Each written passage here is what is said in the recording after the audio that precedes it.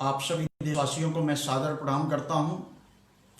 आप सभी देशवासियों को छठ पर्व की हार्दिक शुभकामनाएं एवं ढेर सारी बधाइयाँ। जैसा कि अभी हमारे देश में हमारे उत्तर भारत के सभी देशवासी, सभी प्रांतवासी, वो सभी लोग माँ छठ देवी की पूजा करते हैं, उपासना करते हैं और छठ पर्व को बहुत ही हर्ष उल्लास के साथ मनाते हैं।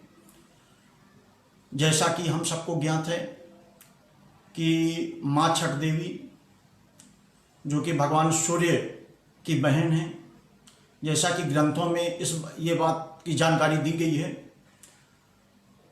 तो छठ के माध्यम से लोग केवल माता छठ की ही नहीं, साथ में उनके भाई भगवान सूर्य हैं, जो कि हम सबको इस बात की जानकारी है कि जिस तरह की सूर्य में तेज होता है, उसी तरह सूर्य से निकले हुई किरणों में उतना ही तेज होता है जो हम सबको प्राप्त होती हैं।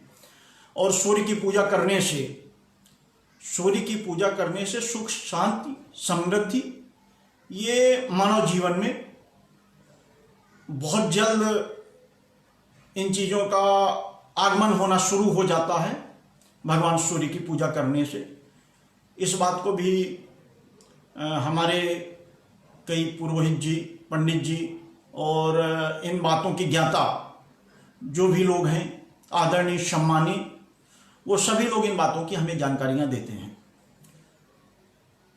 अब जैसा कि हमने कहा, पर्व हमारे उत्तर भारतीय भाई बहनों, माताओं, सभी लोगों के द्वारा बड़े हर्षोल्लास के साथ मनाते हैं। और जो उपवास करते हैं हमारे घर की लक्ष्मी, उनमें हमारे सभी लोग उनका पूरा सहयोग करते हैं, घर के सभी सदस्य पूरा सहयोग करते हैं। तो मेरा कहना यह है कि जैसा कि हम सबको ज्ञात है कि माँ छठ देवी जो हैं, तो प्रकृति के छठे भाग से उत्पन्न हुई माँ छठ देवी हैं। भगवान सूर्य की बहन है, जो कि मैं पहले ही बता चुका हूं और हम सबको जानकारी में भी है। जब एक राजा थे, राजा मनु जी, जिनके जो बहुत प्रतापी राजा थे, उनके सुपुत्र थे राजा प्रियव्रत जी, जो वो भी अपने पिता के समान ही प्रतापी और तेजस्वी थे। एक बार उनके संतान न होने के कारण वो काफी चिंतित रहते थे। लेकिन उनके जो मुनि थे, जो उनकी जानकारी में जिनसे वो पूजा पाठ कराते थे, जिनके प्रति उनकी आस्था थी, मुनि थे, उनके पास वो पहुंचे और उन्होंने अपने दुख को, अपनी तकलीफ को उनके सामने व्यक्त किए। अब जैसा कि हम सब जानते हैं कि ऋषि, महात्मा, संत ये अपने जीवन को समाज के लिए, देश के लिए समर्पित किए रहते हैं। लोग सुख से रहें, आराम से रहें, देश में एक अच्छा माहौल रहे, सुख शांति बनी रहे, लोगों के पास धन दौलत रहे, लोगों को जरा भी तकलीफ ना हो पाए, इसके लिए, हम सब की भलाई के लिए वो अपने जीवन को समर्पित किए रहते हैं परमात्मा के ध्यान में, परमात्मा के चरणों में। फिर जब उन्हें मुनि जी को ये बात मालूम चली, जब राजा उनके समक्ष प्रस्तुत हुए और उन्होंने अपनी समस्याओं को बताए, तो जो मुनि जी थे, जैसा कि हम सबको ज्ञात है कि उस समय, तो आज भी अपन यज्ञ करते हैं, हवन करते हैं, ईश्वर का ध्यान करते हैं, पूजा पाठ करते हैं, तो अपनी जो समस्याएं हैं वो मतलब हम तो ये तो नहीं कह सकते कि एकदम से खत्म हो जाती हैं, लेकिन वो कम जरूर हो जाती हैं। तो जब मुनि जी के सामने जाकर अपनी बातों को रखें, अपनी परेशानियों को बताए, तो मुनि जी ने यज्ञ कराए और वहाँ उनको राजा साहब थे उनको जो है तो संतान की प्राप्ति हुई। लेकिन परमात्मा का ऐसा खेल था कि संतान की प्राप्ति तो हो गई, लेकिन वो संतान जो थी तो उनके रक्त का संचार न होने के कारण वो मृत अवस्था में पैदा हुए। जो उनकी संतान थी राजा की, जो पैदा हुए थे यज्ञ के बाद। जब इस बात की जानकारी रानी को मिली तो मूर्छित हो गई। लेकिन जब राजा को जानकारी मिली तो दुख तो बहुत मनाए। लेकिन जैसा कि हम सब जानते हैं कि आज अपने घर में यदि कोई अपना छोड़कर अपने इस दुनिया से दूर चले जाते हैं, उस लोक में चले जाते हैं जहां वहां से लौट पाना नामुमकिन रहता है, तो अपन उनके पार्थिव शरीर को नियमानुसार, जैसे बच्चे हैं तो उनको अपन मिट्टी देते हैं और उसके आगे फिर आप सब जानते ही हैं कि दाह संस्कार और जो भी अपन दफनाना ये सब करते हैं। तो जब उन्हें राजा लेकर अपने मृत संतान जो पैदा हुए लेकिन वो मृत थे, तो उनको लेकर जब शमशान की तरफ आगे बढ़े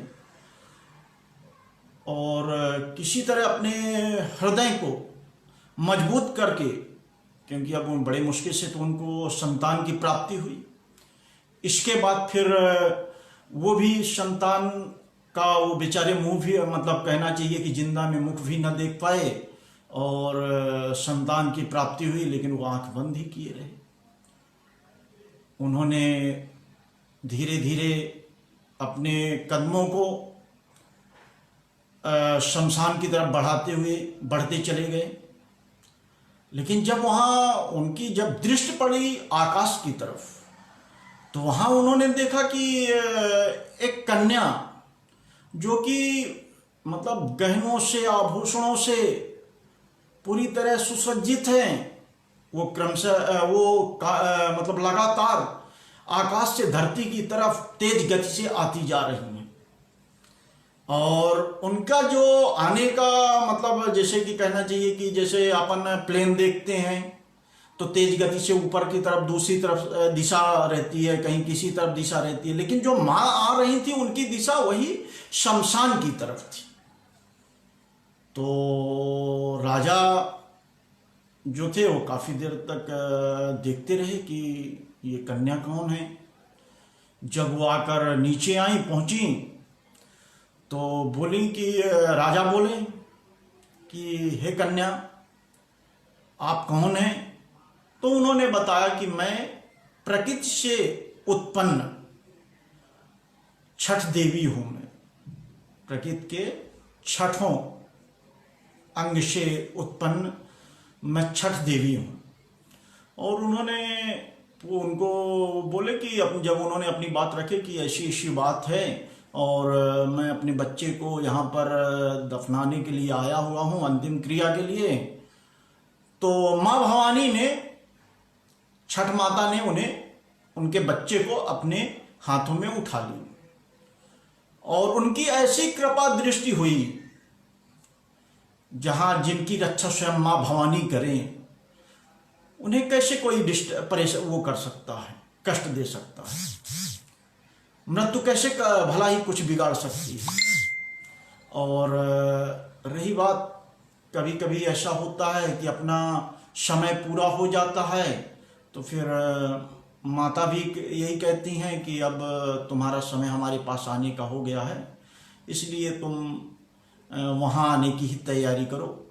तो वो तो एक समय की पूरी की बात है। लेकिन यहाँ पर तो जब उन्होंने राजा के जो सुपुत्र थे, जो पैदा हुए थे मृत अवस्था में, उन्होंने जब उनको उठाई, उनके राजा के सुपुत्र को, तो उनके खून का संचार दौड़ना शुरू हो गया। अब माँ जगदम्बे हैं, वो तो माँ जगदम्बे का एक रूप है। तो बच्चा एकदम अब बोलना शुरू कर दिया। आवाज जिस उस अवस्था में जितना बच्चा रोना चिल्लाना जो भी मतलब कर सकते हैं, उस तरह उनका भी शुरू हो गया। फिर उन्होंने कहा राजा को कि मैं छठ देवी हूँ, मैं संतान प्राप्ति और सुख समृद्धि ये सब मेरे उपासक हैं, जो मेरी उपासना करते हैं, जो करेंगे, उन्हें मैं इन चीज़ों से परिपूर्ण कर दूंगी। उन्हें इस तरह का कोई भी परेशानी नहीं रह जाएगी। तुम छठ पूजा तुम करो और लोगों को कराओ, और मैं भी वचन देती हूँ कि इन चीज़ों की तकलीफ से मैं दूर कर दूंगी। तब से आज तक छठ पूजा उत्तर भारत में राजा के द्वारा, राजा के साहब जो थे प्रियव्रत जी, उन्होंने चारों तरफ इन संदेश को पहुंचवाए, जन जन तक पहुंचवाए। लोगों ने माँ छठ की पूजा या अर्चना करना शुरू कर दिए। माँ जगदम्बे हमेशा अपनी कृपा दृष्टि उन सभी लोगों पर बनाती गई, और समय समय पर लोगों ने उस समस्या का निदान भी पाते चले गए। लोगों की आस्थाएं बढ़ती चली गईं, और आज केवल उत्तर भारत में ही नहीं, बहुत सी जगह लोग मनाते हैं, बहुत हर्षोल्लास के साथ छठ पूजा करते हैं, छठ व्रत करते हैं और छठ त्यौहार को मनाते हैं। साथ में आज चाहे उत्तर भारतीय हमारे महाराष्ट्र में हो, हमारे मध्य प्रदेश में हो, गुजरात में हो, वो कहीं भी होते हैं, वो पूजा वहाँ से करते ही करते हैं। तो यही माँ भगवती, माँ छठ देवी की कथाएं हैं, जो जिनकी कथाओं का वर्णन जितना भी करेंगे वो कम है। तो इन्हीं शब्दों के साथ मैं अपने शब्दों में विराम करता हूँ और आप सभी को सादर प्रणाम करता हूँ। जय माँ छठ देवी की। माँ भगवती आप सभी पर हमेशा अपनी कृपा दृष्टि बनाए रखें और आपको सभी को हमेशा खुश रखें। आपके परिवार पर हमेशा अपनी दया दृष्टि, कृपा दृष्टि बनाए रखें। यही मैं उनसे विनती करता हूँ, कामना करता हूँ। आप सभी को सादर प्रणाम। जय भवानी, जय हिंद।